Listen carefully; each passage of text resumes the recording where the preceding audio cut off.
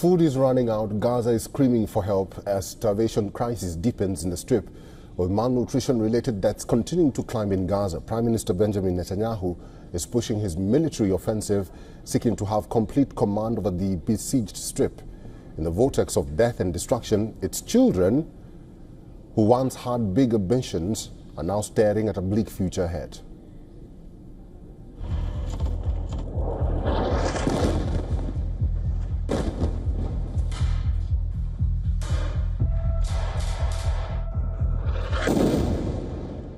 Maha Ali, a student in Gaza, was determined to become a journalist one day and report on events in Gaza.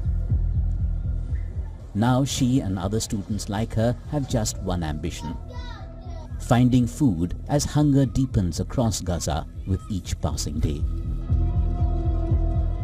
Gaza is enduring endless bombardment. The entire Strip has been reduced to a heap of rubble. Hostilities stretch into their 22nd consecutive month. Food insecurity in the region is rising sharply, with basics like flour becoming increasingly scarce.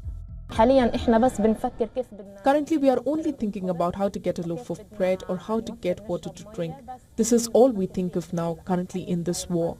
We stopped thinking about how we will travel abroad because all the border crossings are closed. We have no other choice but to live in the extermination.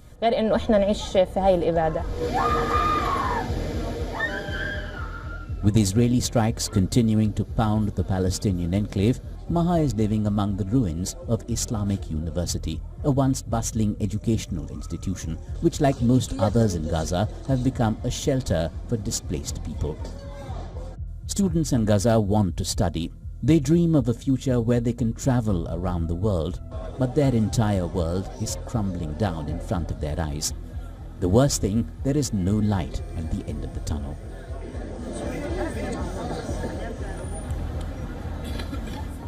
There is hardly any building in Gaza which is unharmed. Everything here is scarred. Students are trapped here with no escape. They can't even dare to dream. I was achieving a dream there. It was a life for me. When I used to go to the institute, I felt psychologically at ease. My studies were there, my life, my future, where I could graduate from.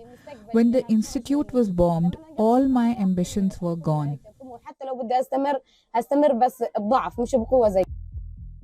The UN says 97% of educational facilities have sustained some level of damage, while 91% require major rehabilitation or complete reconstruction to become functional again. As international condemnation pours in over the humanitarian situation in Gaza, a delegation from the United Nations and European Union paid a visit to the Egypt-Gaza border to explore ways to improve access for aid. It is devastating. It is utterly devastating to see the sheer volume of vital materials sitting, oxygen cylinders, generators, wheelchairs, crutches. It's unbelievable.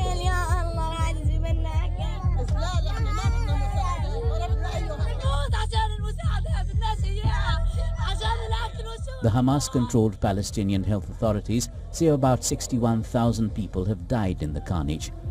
Kogat, Israel's coordinator of government activities in the territories, claims Hamas is inflating the toll of Palestinians who have died of malnutrition.